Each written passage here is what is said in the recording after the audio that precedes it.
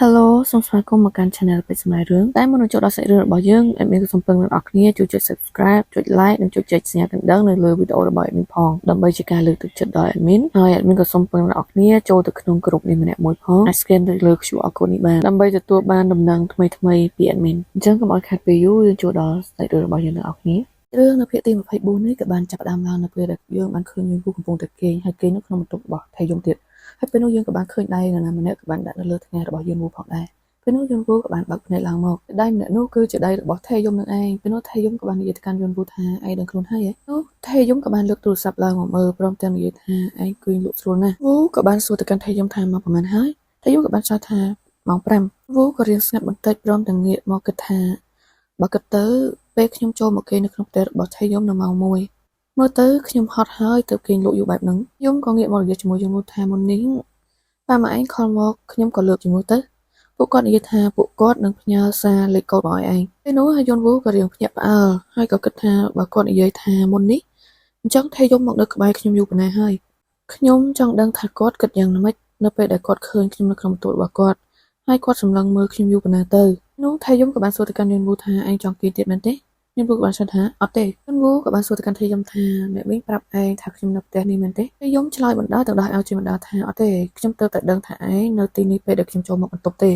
យន់វូក៏បានសួរទៀតថាឯងចូលមកពេលណាថេយំក៏បានឆ្លើយថាដំបូងខ្ញុំគិតថាខ្ញុំមើលច្រឡំពេលខ្ញុំចូលមកក្នុងបន្ទប់ដំបូងប្រហែលជាម៉ោង3ពេលនោះហើយយន់វូឡើងភ្ញាក់ផ្អើលហើយក៏គិតថាស្ដាប់ទៅគេដូចជាសម្លឹងមើលខ្ញុំតាំងពីម៉ោង3មកហើយមើលទៅថេយំយកអាវទៅទុកបណ្ដាព្រមទាំងនិយាយថាប៉ាម៉ាក់របស់ខ្ញុំចង់ឲ្យឯងនៅញ៉ាំអាហារពេលល្ងាចជាមួយពួកយើងប៉ាម៉ាក់របស់ឯងនិយាយថាគាត់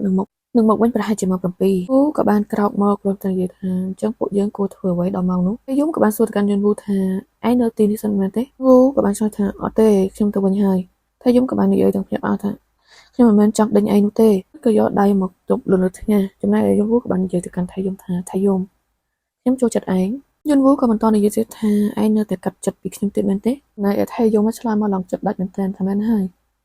យគ្មានអ្នកណាដឹងថាអារម្មណ៍មួយនោះនឹងយូរបានប៉ុណ្ណានោះទេហើយគ្មានហេតុផលអីដែលឯងត្រូវមកចូលចិត្តខ្ញុំទេឯងក៏មិនមែនឃើញខ្ញុំគួរឲ្យតាក់ទាញក្រៅពីផេរ៉ូម៉ូនរបស់ខ្ញុំដែរមែនទេអត់ដឹងថាគួរជេរឬក៏យ៉ាងម៉េចទ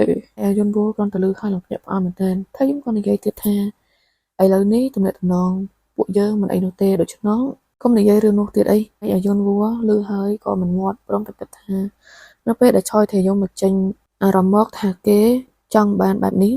ខ្ញុំអាចនិយាយឲ្យបានទៀតទៅវូក៏បានចុះពីលើក្រែព្រមទាំងគិតថានៅពេលដែលគេមានបំណងចង់រក្សាទំនាក់ទំនងនេះតើខ្ញុំមានសិទ្ធិអីត្រូវបំផ្លាញវានោះគេគិតក្នុងចិត្តបណ្ដាក៏ដើរចេញទៅបណ្ដាទៅដល់មាត់ទ្វារក៏នៅឈប់និយាយបន្តិចថាខ្ញុំទៅហើយជួបគ្នាពេលក្រោយនោះក៏បានបើកទ្វារដើរចេញទៅថេយំក៏នៅឈរត្រឹងមួយកន្លែងសាច់រឿងក៏បានកាត់មកដល់នៅពេលយប់ក៏បានឃើញថាពួកគេក៏បានចូលមកកន្លែងហាងញ៉ាំអីពេលនោះក៏មានរីសក់ខ្លីនោះក៏បានហៅយំថាបងប្រុសបងមកហើយចំណែកឯខ្លះខ្មុំក៏បានហៅទៅកាន់យំថាបងប្រុសមកអង្គុយនៅទីនេះមកហើយក៏ឃើញថាដូយំក៏នៅទីនោះដែរយំក៏បាននិយាយថាសុំទោសផងខ្ញុំមកយឺតតិចហើយដូយំក៏ងាកទៅនិយាយជាមួយយំថាសុខបងខ្ញុំស្មានថាបងមិនចូលចិត្តផឹកស្រាហើយតាវូក៏ងាកមកមុខស្មារថាមែនហើយខ្ញុំមិនចូលចិត្តទេព្រោះពេលខ្ញុំស្រវឹងខ្ញុំមិនអាចគ្រប់គ្រងផេរ៉ូម៉ូនខ្លួនឯងបានទេយំក៏និយាយថាអញ្ចឹងបងកំផឹកល្អជាងហើយខ្លះខ្មុំក៏បាននិយាយថាគាត់ច្បាស់ជាមានរឿងដែលមិនសប្បាយចិត្តហើយទើបគាត់ចង់ផឹកស្រាហើយនារីសក់ខ្លីនេះចាក់ស្រាបណ្ដាក៏និយាយបណ្ដាថាបងប្រុសបញ្ហាលើកមុននោះមិនទាន់ដោះស្រាយចេញទេមែនទេ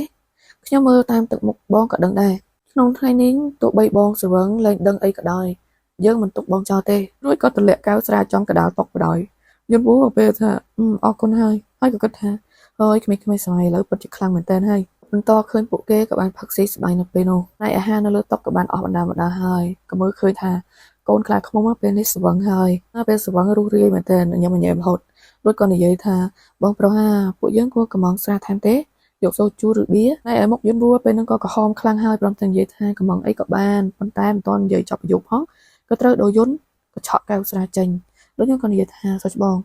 ផឹកទៅល្អជាងព្រោះក៏ងាកមកនិយាយទាំងញញឹមបន្តិចញីភ្នែកផងអីផងគួរស្រឡាញ់គាត់ទៅនិយាយថាឯងកិនចឹងហើយក៏គិតក្នុងចិត្តថាខ្ញុំក៏មិនមែនចង់ផឹកស្រាច្រើនចឹងដែរដូយន្តក៏យកស្រាទៅផឹកជំនួសរួចក៏និយាយថាខ្ញុំនឹងព្យាយាមធ្វើពុតជាមិនបានលឺអីដែលមិនគួរសមទៅចុះដូយន្តក៏សួរទៅកាន់យន្តវូថារឿងដែលសិស្សច្បងមានចុងនិយាយមុននេះថាបញ្ហាដែលដោះស្រាយមិនទាន់ចេញនោះនាងចង់និយាយពីសិស្សច្បងឆយថយយំត្រូវទេ យន់វូក៏ថាទាំងញញឹមមិនដាយំមកពេលហ្នឹងដូចតឹងចិត្តជំនួសព្រមទាំងនិយាយថាអញ្ចឹងបងថេយំនិយាយថាម៉េចយន់វូក៏បាននិយាយទាំងសើចមកថាគាត់និយាយថាគាត់នឹងបំភ្លេចខ្ញុំទៅសប្បាយត្រូវអត់ប៉ុន្តែអត់មានអារម្មណ៍ថាមានឈឺចិត្តជំនួសដល់យន់ណាក៏រៀងភ្ញាក់ផ្អើលសួរថាហេតុអីយន់វូក៏បាននិយាយថាឯងសួរសំណួរខមមែនទេពេលទាំងសើចឡើងមកថាឯងគួរតែសួរខ្ញុំថាឆយថេយំចូលចិត្តខ្ញុំដែរទេទៅត្រូវយន់ក៏ឆ្លើយមកជំនួសថាច្បាស់ជាចូលចិត្តហើយសោះច្បងថេយំចូលចិត្តបងអាយន់វូគ្រាន់តែលើសម្ដីនឹងហើយឡើងភ្ញាក់ផ្អើលងាកទៅសំណើមុខដល់យន់ឡើងស្លើដល់យន់ក៏និយាយទៀតថាសោះច្បងថេយំក៏ចូលចិត្តបងខ្ញុំមើលដឹងច្បាស់ជាងបងចូលចិត្តបងថេយំទៅទៀតវាគ្រាន់តែគួរឲ្យចាប់អារម្មណ៍សម្រាប់ខ្ញុំដែលបងមិនដឹងរឿងនោះអញ្ចឹងហេតុអីបានជាគាត់និយាយថាគាត់នឹងកាត់ចិត្តពីបងពេលនោះយន់វូក៏បាននិយាយថាគេនិយាយថាគេមិនចង់ឲ្យភេរមូលរបស់គេមកគ្រប់គ្រងលើខ្ញុំទេហើយគេនឹងខំប្រឹងធ្វើចិត្តដាច់ចិត្តពីខ្ញុំក្នុងរយៈពេលត្រឹមតែ1ខែគូក៏បន្តនិយាយទាំងជប់ទឹកភ្នែកផងអីផងថាវាអាចទៅរួចដែរទេបើវាជាឯងអាចបំភ្លេចមនុស្សដែលឯងចូលចិត្តក្នុងរយៈពេលត្រឹមតែ1ខែបានទេយន់ក៏បានឆ្លើយមកទាំងឈ្ងោកមុខចុះថាចុះបងឆ្លើយតបវិញថាម៉េចយន់វូក៏បាននិយាយថាខ្ញុំមិនទាំងបានឆ្លើយតបអីផងគេនិយាយហើយក៏ដើរចេញទៅបាត់ប៉ុន្តែមានគំនិតមួយក៏ផុសចេញមកក្នុងខួរក្បាលរបស់ខ្ញុំថាវាមិនអាក្រក់ប៉ុន្មានទេដែលបន្តមិត្តភាពបែបហ្នឹងក៏និយាយទាំងបែបរីករាយបន្តនិយាយទៀតថាយ៉ាងហោចណាស់ក៏មិត្តភាពរបស់ពួកយើងនៅតែមិនអាចបែកបាក់ដែររយល់ណាក៏ទម្លាក់កែដបស្រាលលើតុឡើងផាំងហ្មងហើយរួចក៏និយាយថាទុកថាវាមិនអីទៅចោះអញ្ចឹងយ៉ាងម៉េចអ្នកទាំងពីរប្រុងនឹងមិនជួបអ្នកណាផ្សេងទៀតអស់មួយជីវិតមែនទេតាក់ទងអ្នកផ្សេងមានអីទៅខុសគ្នាទៅទុកមិញណាយន់វូឡើងភ្ញាក់ខ្លាំងហ្មងដោយយន់ក៏និយាយទាំងឈ្ងោកមកចោះថាវាជារឿងខុសគ្នាណាដែលពាក់ព័ន្ធជាមួយនឹងមនុស្សបែបនេះគេក៏និយាយទាំងងាកភ្នែកសម្លឹងមកកាន់យន់វូថាសោះច្បងដឹងទេថាបងគួរឲ្យខឹងប៉ុណ្ណា